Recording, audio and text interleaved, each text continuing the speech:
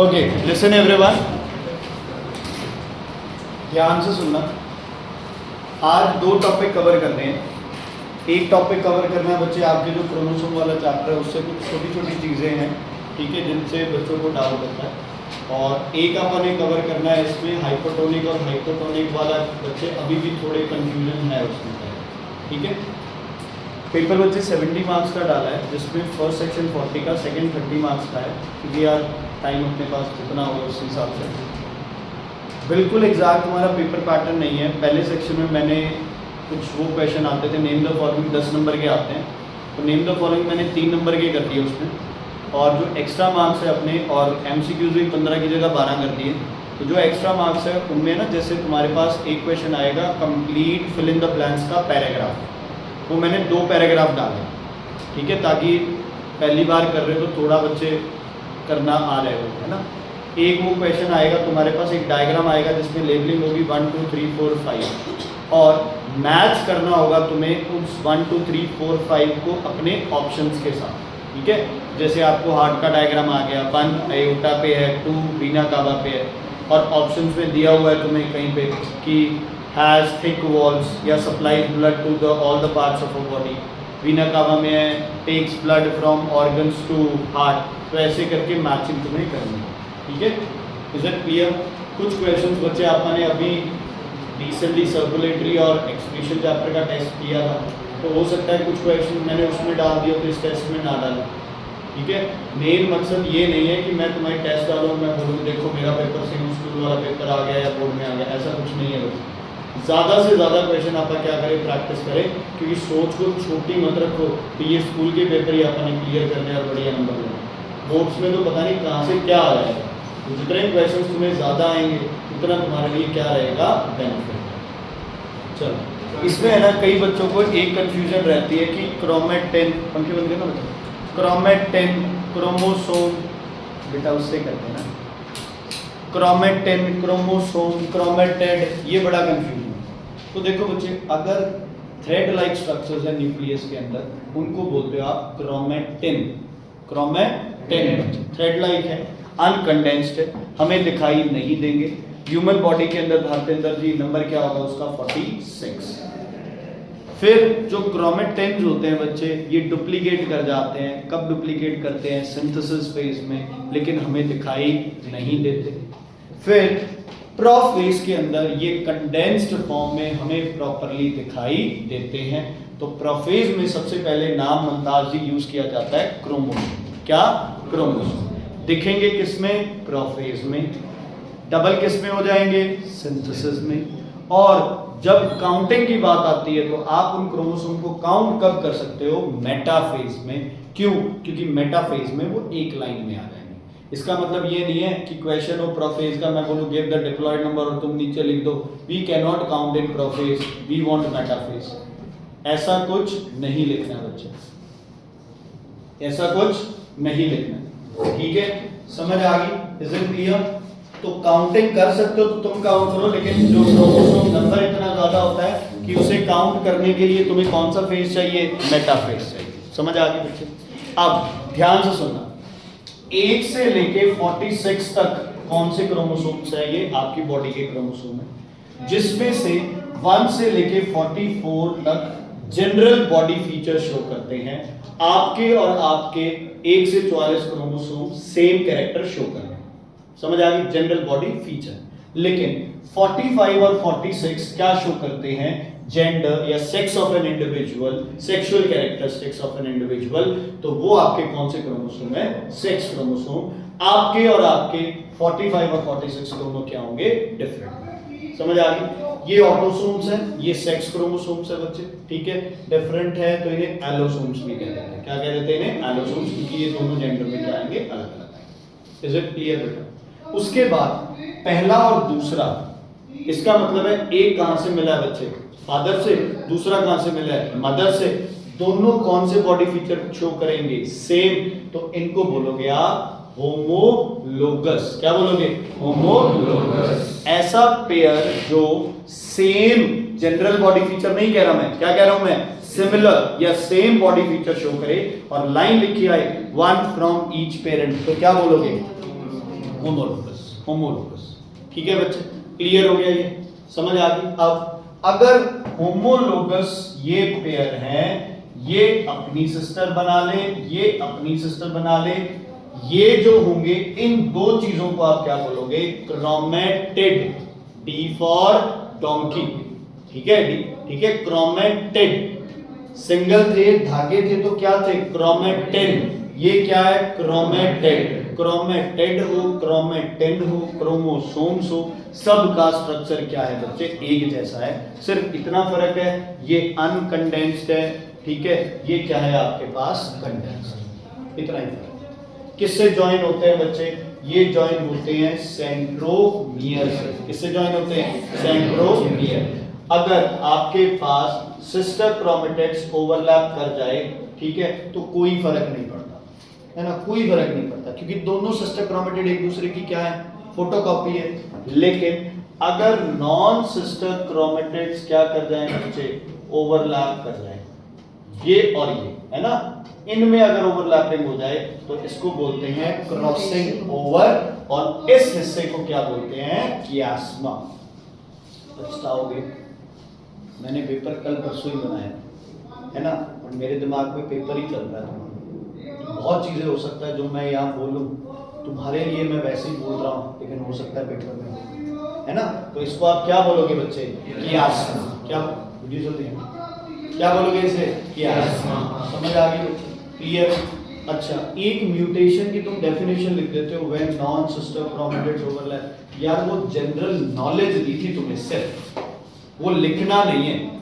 समझ आ गई कि non sister chromatids over non homologous pair, वो तो यार सिर्फ तुम्हें बताया था भी ऐसा क्वेश्चन आ जाए तो क्या होगा म्यूटेशन।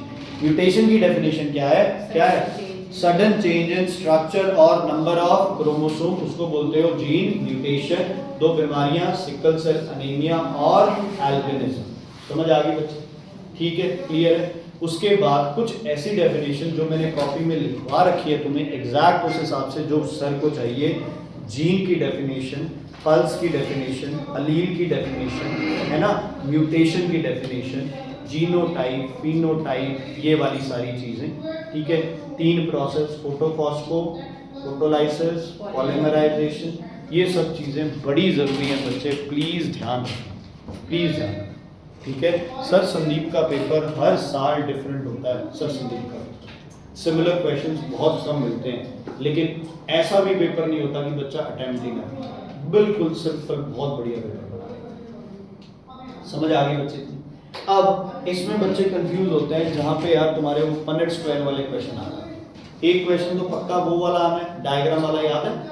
प्रोफेज, मेटा, एना डिटेक्ट करना और बताना इससे अगला कौन सा था, इससे पिछला कौन सा था, डिप्लॉयड नंबर बताओ। स्पिंडल फाइबर्स कौन बनाता है? सेंट्रियोल्स। कौन बनाते हैं? सेंट्रियोल्स। वो मार्किंग करोगे तो उन्हें क्या लिखोगे? क्रोमोसोम्स। या फिर 2 मार्क कर दिए तो क्या लिख दोगे? Sister chromatids. बाहर वाली मेम्ब्रेन सेल मेम्ब्रेन, 2 है तो कौन सा सेल है? Plant cell. 1 है तो कौन सा है? Animal cell. सेंट्रियोल्स है तो एनिमल, सेंट्रियोल नहीं है तो प्लांट सेल, फरो है तो एनिमल, सेल प्लेट है तो प्लांट सेल। ठीक है, क्लियर है बच्चे? अगर स्टार्टिंग से देखा जाए तो G1 S G2 इसको क्या बोलते हो? इंटरफेस। फिर प्रोफेस, मेटा, एना, टेलो इसको क्या बोलते हो? कार्योकाइनेसिस। फिर आती है साइटोकाइनेसिस, और उसके बाद फिर दोबारा क्या आ जाता है? इंटरफेस। क्या आ जाता है? इंटरफेस। ध्यान से सुनना, कॉपियां हैं आपके पास, कॉपी निकालो, एक आधा आप क्वेश्चन करके देखते हैं। मान लो आपको दे दिया जाए कि एक प्लांट है जो कि टॉल है और दूसरा प्लांट क्या है बच्चे? ड्वार्फ। ये प्योर टॉल, प्योर ड्वार्फ क्यों कहते हैं? ये क्या है? होमोजाइगस, क्योंकि दोनों क्या है? सेम। ये क्या है? हेटेरोजाइगस। अच्छा, रिसेसिव सिर्फ कब रिप्रेजेंट होगा? जब दोनों एलील्स क्या होंगे? सेम, है ना। अगर क्वेश्चन आ जाए कि ऐसा कैरेक्टर जो सिमिलर एलील्स में ही रिप्रेजेंट हो, ओनली इन सिमिलर एलील्स, वो कौन सा है? रिसेसिव। डोमिनेंट सिमिलर वाले में भी होता है और नॉन सिमिलर में भी डोमिनेंट क्या होता है? दिखता है। Is it clear? Punnett square अगर नहीं बनाने आते बच्चे, ध्यान से सुन लो। सबसे पहले आप क्या बनाते हैं? गैमेट। इस प्रोसेस को भी क्या बोलते हैं बच्चे? आप क्या करा रहे हो? इनमें क्रॉसिंग करा रहे हो, क्रॉस कर रहे हो। क्या कर रहे हो? क्रॉस। पहला जो होगा वो कैपिटल टी एक ही है, तो दूसरा भी कैपिटल टी, इधर स्मॉल टी, ये क्या है इनके गैमेट्स, गैमेट्स से क्या बनाओगे बच्चे, पनेट स्क्वायर, और सारे के सारे क्या बनेंगे बच्चे, सेम। ये कौन सा है, F1 या F2? F1, monohybrid dihybrid, monohybrid. ठीक है, पूरी लाइफ के दौरान किसी भी जानवर के बाल काट दो, पूंछ काट दो, नाखून काट दो, कान काट दो, कलर चेंज कर दो, तुम उसके बच्चे वैसे पैदा नहीं होंगे, क्योंकि तुम क्या नहीं चेंज कर रहे हो, उसका क्रोमोसोम, क्रोमोसोम चेंज नहीं कर रहे हो, तब तक उसमें कोई चेंजेस नहीं आएंगे। तो tailless rabbit will also give birth to rabbits with tail. हाँ, अगर बचपन से ही टेल ही नहीं थी वो अलग चीज है, ठीक है, वो कैरेक्टर जो उस पूरे उसमें ही कैरेक्टर है, वो बिरादरी में एक कैरेक्टर चल रहा है, तो वो अलग चीज है। समझ आ गई बच्चे? अब इसके बाद आपका क्या बनाते हैं, इसका F2, ध्यान से सुनना, ये F1 के ऑफस्प्रिंग्स है, पुनीत जी क्या है ये, F1 के ऑफस्प्रिंग्स है, इनके ये बच्चे हैं। अब हम इनको यूज करके क्या बनाएंगे, आप F2 बनाएंगे, क्या बनाएंगे, F2, पहला कैपिटल टी स्मॉल टी, दूसरा capital T small T, gamete T, gamete T. अब क्या बनेगा बच्चे, पनेट स्क्वायर बताओ, पहले में क्या बनेगा, कैपिटल टी, दूसरे में small T, sorry capital T small T, capital T small T, small T small T. नहीं आता पूछ लो, कोई शर्म नहीं है इसमें। F2 वाला बच्चे, एक capital T small T, capital T small T, gamete बन गए capital T small T, capital T small T बन गए। ਹੁਣ ਆਪਾਂ ਕੀ ਕਰਾਂਗੇ ਬੱਚੇ, capital T small T, capital T small T, T, capital T small T, capital T small T, small T small T, ये बन गया अपने पास पनेट स्क्वायर। ठीक है, ਇਹਦਾ मतलब ਕੀ है, टॉल, इसका मतलब टॉल, इसका मतलब टॉल, इसका मतलब टॉल, तीन टॉल एक डॉल। तो जो तुम बोल के ये कहते हैं ना टॉल, ये क्या होता है, फिनोटाइप। क्या होता है, क्या होता है, फिनोटाइप। क्या होता है, फिनोटाइप। ठीक है बच्चे, तो फिनोटाइप हो गया आपके पास टॉल, दूसरा कौन है बच्चे, ड्वार्फ, 3:1। फिनोटाइप में याद करना ये 3 वाला आएगा, चाहे 3:1 आ जाए, चाहे क्या आ जाए 9:3:3:1। अगर डाइहाइब्रिड है तो क्या होगा 9:3:3:1, मोनोहाइब्रिड है तो क्या होगा 3:1। फिनोटाइप में हमेशा क्या आना है 3। अब आगे बात करते हैं जीनोटाइप की। Genotype is a set of genes. तो एक तो जीन टाइप ये है, दूसरा जीन टाइप ये है, तीसरा जीन टाइप ये है, इस जैसा एक, इस जैसे दो, इस जैसा एक। कई बार क्वेश्चन आ जाता है एक्सप्लेन द जीनोटाइप या एक्सप्लेन द फिनोटाइप, 2 नंबर में आ गया, 3 नंबर में आ गया क्वेश्चन। जब स्टेट आ जाए तो सिर्फ लिखना है, अगर एक्सप्लेन आ जाए तो आप टॉल ड्वार्फ लिख के आप लिखो out of 4 plants 3 plants will be tall and 1 plant will be dwarf. Out of 4 possibilities, है ना, 3 possibilities will be that the plant will be tall and 1 will be it will be dwarf. ऐसे नहीं है कि इसके 4 बच्चे होंगे, ये 4 बच्चे तो हैं, लेकिन ये बच्चों के रूप में 4 क्या है, पॉसिबिलिटीज हैं। क्या है बच्चे, 4 क्या है, ये पॉसिबिलिटीज है। समझ आ गई बेटा, क्लियर है। ये डाइहाइब्रिड है, मोनो, क्योंकि आप सिर्फ एक कैरेक्टर उठा रहे हो, हाइट ऑफ अ प्लांट। क्या कैरेक्टर उठा रहे हो बच्चे, हाइट ऑफ अ प्लांट। अगर आप उठा रहे हो 2 कैरेक्टर, मान लो आप कह दो कि प्लांट टॉल भी है और उसके सीड्स क्या है, येलो भी है, और दूसरा प्लांट ड्वार्फ भी है और सीड्स क्या हो गए उसके, ग्रीन। ठीक है, तो इससे पहले क्या बनेगा, F1 में सारे क्या बनेंगे, एक जैसे। गैमेट बनाने आते हैं इसके, गैमेट कैसे बनेंगे, पहला gamete capital T capital Y, capital T capital Y, एक टी ना दोना दा बन गया, से बन गया। गैमेट में कितने होंगे, डाइहाइब्रिड है तो गैमेट में कितने होंगे, एलील्स 2। कितने होंगे, जीन कितने होंगे, 2। कैपिटल टी ये वाई, कैपिटल टी ये वाई, हो गया बच्चे। अब इसका इसके साथ, इसका इसके साथ, ये ऐसे, ये ऐसे, तो ये सारे एक जैसे, ये सारे एक जैसे, तो सबके 16 के 16 क्या बनेंगे, ये बनेंगे। ठीक है, आता है कि नहीं आता, नहीं आता तो बताओ, मैं करके दो, नहीं आता बच्चे। तो तो 4 गैमेट इसके। पहला गैमेट बच्चे capital D capital Y capital T capital Y capital T capital Y capital T, ठीक है। इधर small T small Y small T small Y small T small Y small T small, combine कर दो। हर एक में capital T capital Y, हर एक में small T small Y, combine करके क्या होगा capital T small T capital Y small Y. ये क्या बना है जीनोटाइप। क्या बना है सबका जीनोटाइप क्या होगा capital T small T capital Y small Y. Phenotype क्या बनेगा, इसका फिनोटाइप क्या बनेगा, इसका क्या मतलब है टॉल या ड्वार्फ, टॉल, और इसका मतलब येलो, तो टॉल एंड येलो क्या बनेगा टॉल एंड येलो। ये क्या बन गया F1 या F2, मत करे यार प्लीज। F1 बनाया F2 बनाया F1, क्या बना बच्चे क्या बना ये F1। अब F2 में किसके बच्चे उठाएंगे अपन F1 के, किसके ऑफस्प्रिंग्स लेंगे F1 के। F1 के 16 ऑफस्प्रिंग्स की पॉसिबिलिटी क्या थी सेम, तो पहला बच्चा क्या होगा बच्चे capital T small T capital Y small Y, दूसरा बच्चा भी क्या होगा कैपिटल टी, ठीक है, दोनों ऑफस्प्रिंग्स हो गए। अब इसके गैमेट्स क्या बनेंगे कैपिटल टी कैपिटल वाई और कैपिटल टी स्मॉल वाई। इसके क्या बनेंगे small T capital Y small T small Y. इधर भी क्या बनेंगे सेम, ऑफस्प्रिंग्स सेम है, ऑफस्प्रिंग्स सेम है तो गैमेट्स भी क्या बनेंगे सेम। ऑफस्प्रिंग सेम है तो गैमेट्स भी क्या बनेंगे सेम। अगर प्लांट अलग अलग थे तो दोनों के गैमेट्स क्या थे अलग अलग, ठीक है हाँ जी।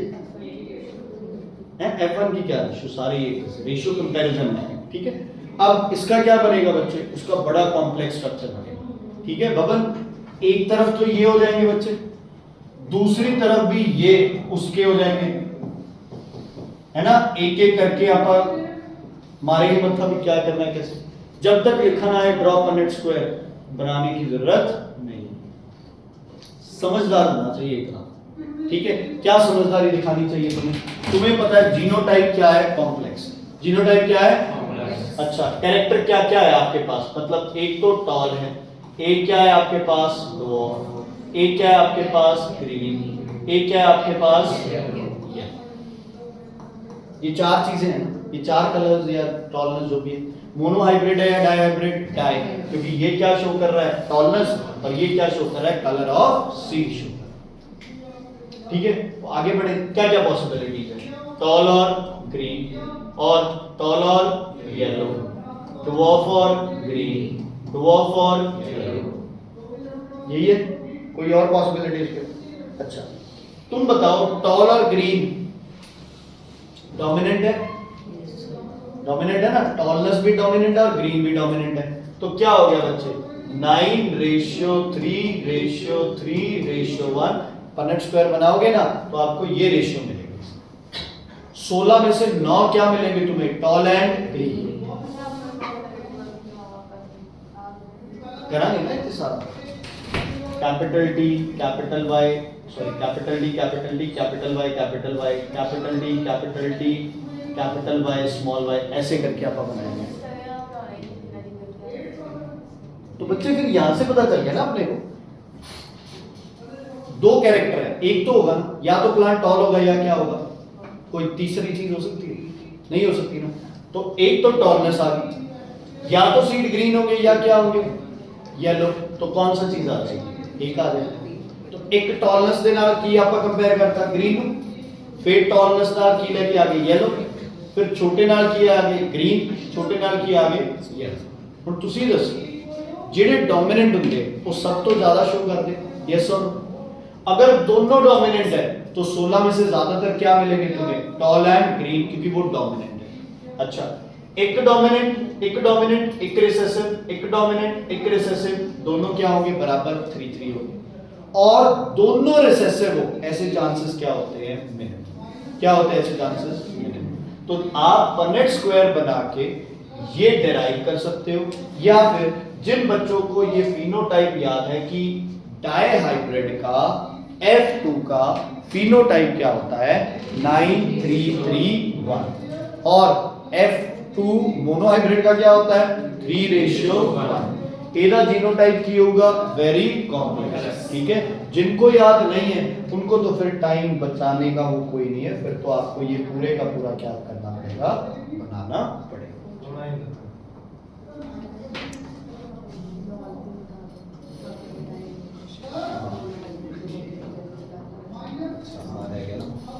अच्छा सुनो, उसके बाद बच्चे जो मोनोहाइब्रिड है, जो मोनोहाइब्रिड का फिनोटाइप है उसमें लगता है लॉ ऑफ डोमिनेंस। क्या लगता है, लॉ ऑफ डोमिनेंस, है ना। मतलब मोनोहाइब्रिड का तो सीधा सीधा आपके पास 3:1, मतलब दो कैरेक्टर तो है ही नहीं, एक ही कैरेक्टर है, एक क्या होगा डोमिनेंट, दूसरा क्या होगा रिसेसिव।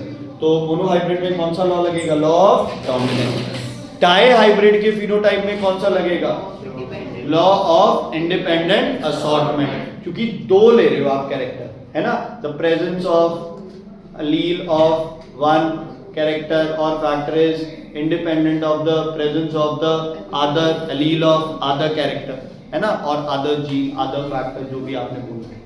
ठीक है, डाई हाइब्रिड दो कैरेक्टर हो गए तो कौन सा लगेगा, इंडिपेंडेंट असॉर्टमेंट। एक हो गया तो क्या लगेगा, लॉ ऑफ डोमिनेंस। अच्छा, अगर गैमेट बन रहे हैं तो कौन सा लॉ, लॉ ऑफ सेग्रीगेशन। इसको प्योरिटी ऑफ गैमेट्स भी बोलते हैं, क्यों, क्योंकि गैमेट्स सेपरेट आउट, है ना।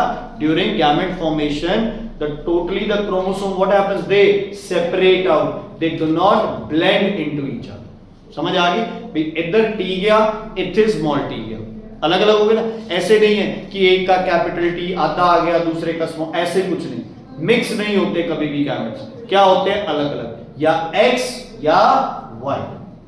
समझ आ गई बच्चे, या तो x या y, ऐसे नहीं होगा x का आधा पार्ट आ गया आधा y का आ गया, नहीं ऐसे नहीं। ऐसे हुआ तो क्या हो जाएगा फिर, म्यूटेशन। ऐसे हुआ तो क्या हो जाएगा, म्यूटेशन। तीनों में से एक लॉ है, तीनों में से, हाँ जी, हाँ, लॉ की डेफिनेशन, तीन लॉ थे मेंडल के, तीनों में से एक है। मेंडल ने प्लांट कौन सा चूज किया था, पी नाम पाइसम सैटिनम। क्यों चूज किया, उसके दो तीन कैरेक्टर्स कर लेना बुक में अच्छे से गिवन है उसकी। इज इट क्लियर बच्चे, कोई दिक्कत कोई प्रॉब्लम। अब कुछ बच्चों को प्रॉब्लम आ रही है अभी भी उस चैप्टर में जो आपका हाइपरटोनिक हाइपोटोनिक है ना, उसको इधर से उधर करने में आप लोग क्या कर रहे हो, गलतियां कर रहे हो। बार बार हाँ जी, कौन सा, ये तो उस दिन ही बता दिया था भाई सब चाहते लॉ। ओके, ये तो यार होता ही है, सेकंड क्लास चलती है तो उसमें चीजें रिफाइन होती हैं। ओके, अच्छा पढ़ाने तुम्हें फोटोसिंथेसिस कराया, इनको नहीं कराया बेटा, पर मेरे बारे में उल्टा सीधा बोल रहा है, तो जब मैं बोलूं मारो तो मारना है। हाँ जी सुनो बच्चे, मान लो आपके पास एक सेल है,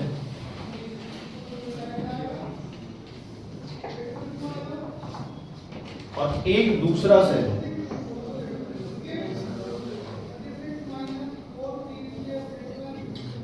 तुम्हें पहचान होनी चाहिए टर्जिड और फ्लैसिड की, इसकी वैक्यूल देखते हैं जो उसमें खाली जगह है, अगर प्लांट है तो, है ना, प्लांट सेल है या ये एनिमल सेल है, कैसे पता चला प्लांट, क्योंकि क्या है, सेल वॉल भी है और सेल मेम्ब्रेन भी है। दूसरा वैक्यूल्स क्या है, लार्ज, है ना, क्योंकि सेल वॉल और मेम्ब्रेन से ही पता चलेगा, और तो अपने पास कोई इलाज ही नहीं। अच्छा ध्यान से सोच के मुझे ये बताओ कि किस सेल में पानी की क्वांटिटी ज्यादा है, ए में या बी में? बी में पानी की क्वांटिटी क्या है, ज्यादा, ए में पानी की क्वांटिटी क्या है, कम। अनंत जी ऑब्वियसली वो ए होगा, ये क्वेश्चन है। हाँ जी बेटा, अब इसमें पानी अंदर क्या किया होगा, मूव, किस प्रोसेस से, ऑस्मोसिस। इससे पानी क्या किया होगा, बाहर, by the process of exosmosis. Osmosis मतलब किसकी मूवमेंट, पानी की। एंड हो गया तो मतलब एंट्री, एक्स हो गया तो मतलब एग्जिट, है ना। एक्स की लाइक से क्या हो गई है, एग्जिट, और एंड ऑस्मोसिस मतलब क्या हो गई है बच्चे, एंट्री। याद रखोगे, क्लियर है बच्चे, क्लियर है, कोई दिक्कत कोई परेशानी है तो बताइए। अब पानी अंदर से बाहर क्यों जाएगा, क्योंकि बाहर सॉल्वेंट क्या है, कम, और सोल्यूट क्या है बच्चे बोलो, ज्यादा। सॉल्वेंट कम और सोल्यूट ज्यादा, कौन सा सॉल्यूशन होगा बेटा, हाइपरटोनिक। तो अंदर का क्या हो गया, हाइपरटोनिक, सॉरी बाहर का क्या हो गया, हाइपरटोनिक, अंदर का क्या था, हाइपोटोनिक। अगर दोनों बराबर थे तो क्या हो जाएगा, आइसोटोनिक। तब तक चलता रहेगा जब दोनों तरफ कॉन्सेंट्रेशन क्या ना हो जाए, सेम। अब आते हैं यहाँ पे, इसका मतलब क्या हुआ कि यहाँ सॉल्वेंट क्या है, ज्यादा, सोल्यूट क्या है, कम। यहाँ सॉल्वेंट क्या है, कम। सही बोला, सही बोला? नहीं। क्या बच्चे, यहाँ सॉल्वेंट क्या था बच्चे, पहले कम था, सोल्यूट क्या था, ज्यादा। यहाँ सॉल्वेंट क्या था, ज्यादा, सोल्यूट क्या था, कम। सॉल्वेंट ज्यादा था तो पानी क्या मूव किया, अंदर, तो बाहर का सॉल्यूशन हाइपोटोनिक। अगर सेल ऐसा है तो इसको किस में रखा गया है, हाइपो में। अगर सेल ऐसा है तो किस में रखा गया है, हाइपर में। हाइपर में सेल की हालत क्या हो गई, फ्लैसिड और प्लाज्मोलाइज्ड। अगर सेल कंटेंट्स ऐसे श्रिंक कर जाए तो उसको बोलते हैं फ्लैसिड और प्लाज्मोलाइज्ड। अगर सेल कंटेंट्स इसके साथ रहे तो उसको क्या बोलते हैं बच्चे, टर्जिड। ठीक है, कंडीशन फ्लैसिडिटी और प्लाज्मोलाइसिस, कंडीशन टर्जिडिटी। अगर इसको आप पानी में डालोगे तो वो डीप्लाज्मोलाइज्ड हो जाएगा, उसको टर्जिड नहीं बोलना। Reverse of plasmolysis is deplasmolysis. समझ आ गई बच्चे, क्लियर है ये? ठीक है, अगर यही होता ह्यूमन एनिमल सेल होता तो हाइपोटोनिक में क्या कर जाता, बस। हाइपरटोनिक में क्या कर जाता, श्रिंक। ये श्रिंक नहीं करता क्योंकि इसकी सेल वॉल क्या है, हार्ड है। तो ये क्या करता है, फ्लैसिड होके विल्टिंग जो पढ़ा था अपने वो क्या हो जाता है, वैसा। अगर आपने बहुत ज्यादा फर्टिलाइजर डाल दिया, पानी नहीं डाला, सॉल्ट डाल दिया, आपने कुछ भी आपने फालतू का सोल्यूट बढ़ा दिया तो सॉल्यूशन क्या बन गया, हाइपरटोनिक। बाहर क्या हो जाएगा, एक्स ऑस्मोसिस, बाहर की तरफ पानी जाएगा, सेल क्या हो जाएगा, फ्लैसिड और खत्म। टर्जिड होना अच्छी चीज है सेल के लिए, फ्लैसिड होना सेल के लिए क्या है, बुरी बात। समझ आ गई बच्चे, क्लियर? कोई दिक्कत? Processes, osmosis, semi permeable membrane चाहिए, सिर्फ किसकी मूवमेंट है, सॉल्वेंट की। डिफ्यूजन सबकी आपस में मिक्सिंग है। इम्बाइबेशन, जब वाटर एब्जॉर्ब किया जाता है सिर्फ कहाँ पे, सरफेस अट्रैक्शन से। और इम्बाइबेशन के दो एग्जांपल है आपके पास, पहला कौन सा है, डोर वाला, दूसरा सीड वाला। सीक्वेंस कर लेना बड़ा जरूरी है। सॉइल वाटर, रूट हेयर लिखवाया था ना, epidermis, cortex, endodermis, pericycle, xylem. अच्छा, पत्ते में ऊपर से नीचे की तरफ आते हो, सबसे पहले टॉप लेयर कौन सी होती है, वैक्सी लेयर, क्यूटिकल। उसके बाद एपिडर्मिस, उसके बाद कौन से सेल्स आते हैं, पैलिसेड, फिर स्पॉन्जी, फिर इंट्रासेलुलर, फिर सबस्टोमेटल, फिर स्टोमा, है ना। स्टोमा से पानी क्या आ जाता है, बाहर आ जाता है। ठीक है बच्चे, क्लियर है, समझ आ गया? तो ध्यान रखना जब, अच्छा, एक रूट हेयर कैसे अपने को हेल्प करता है, नंबर 1 सरफेस एरिया बढ़ाता है तो एब्जॉर्प्शन क्या होगा, ज्यादा। अंदर सॉल्यूट की कंसंट्रेशन ज्यादा या कम, ज्यादा, इसलिए अंदर का सॉल्यूशन क्या है, हाइपरटोनिक। तो कहाँ मूव करेगा पानी, अंदर। कहाँ मूव करेगा, अंदर। तीसरा कौन सी मेम्ब्रेन है, सेमी परमिएबल। प्लांट मिनरल कैसे एब्जॉर्ब करता है, bye the process of active transport. उसके लिए क्या चाहिए, एनर्जी। तो अगर मेम्ब्रेन जिंदा होगी तभी एक्टिव ट्रांसपोर्ट होगा, अदरवाइज नहीं होगा। अच्छा, प्लांट पानी कैसे अब्जॉर्ब करता है, ऑस्मोसिस। गैसेस कैसे बाहर और अंदर करता है, डिफ्यूजन। क्या, डिफ्यूजन। क्या, डिफ्यूजन। ठीक है बच्चे, क्लियर है? कोई दिक्कत, कोई प्रॉब्लम? अच्छा, उसके बाद बस ऐसा ही कुछ है, और तो मुझे नहीं याद आ रहा। कोई डाउट बच्चे तुम्हारे, कोई टॉपिक तुम्हें लगे? हाँ जी बेटा।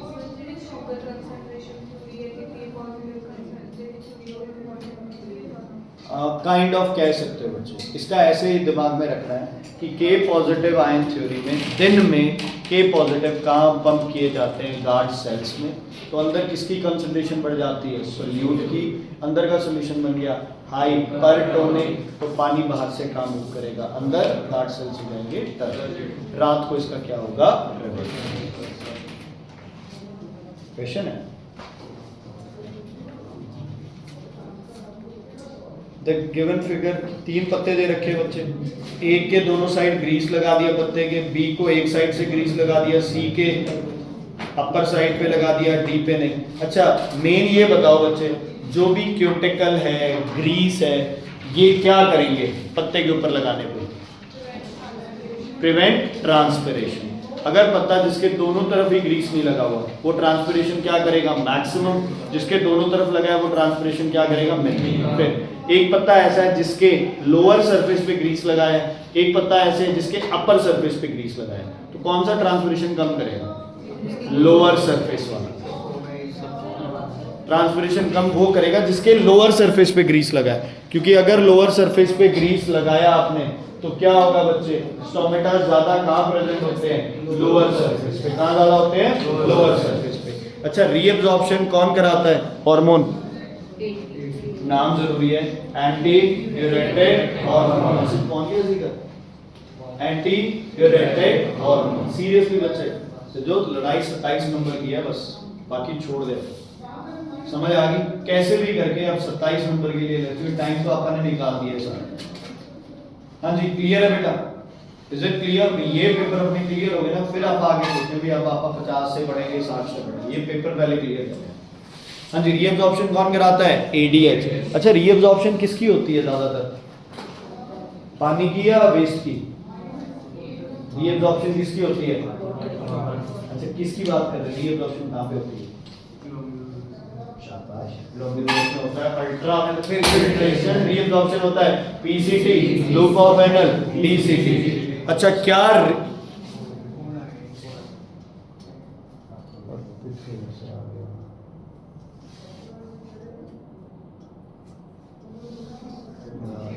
बस 5 मिनट बाद हिंदी में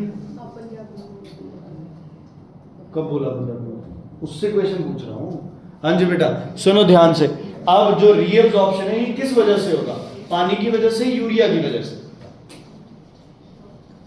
तुम्हारी बॉडी में यूरिया ज्यादा हो गई तो रीअब्जॉर्प्शन कम हो जाएगा। रीअब्जॉर्प्शन याद है, रीअब्जॉर्प्शन कम हुआ तो यूरिन ज्यादा बनेगा, कम। रीअब्जॉर्प्शन कम हुआ तो यूरिन क्या बनेगा, ज्यादा। बीमारी का नाम डायबिटीज इंसिपिडस, डायबिटीज इंसिपिडस। अच्छा, मुझे बताओ रीअब्जॉर्प्शन प्रोसेस किस बैलेंस के लिए होता है, वाटर सॉल्ट बैलेंस के लिए। समझ आ गई। तो किडनी पानी को बॉडी से बाहर निकालती है और उसके साथ क्या बाहर जाता है बच्चे, यूरिया। क्या बाहर जाता है, क्या बाहर जाता है, यूरिया।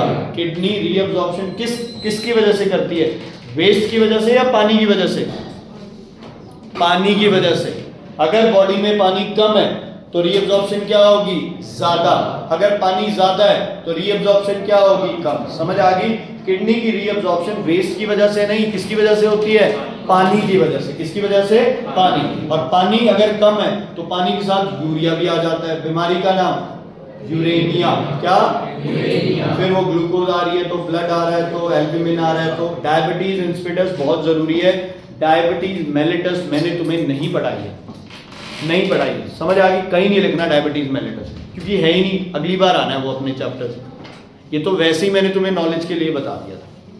समझ आ गई बच्चे, डायबिटीज मेलिटस कहीं भी नहीं है, डायबिटीज इंसिपिडस किसकी वजह से होता है, एडीएच कम, एंटी डायरेटिक हार्मोन। दूसरा नाम वैसोप्रेसिन, कहाँ से क्रिएट होता है, पिट्यूटरी ग्लैंड। समझ आ गई। रीअब्जॉर्प्शन कराता है।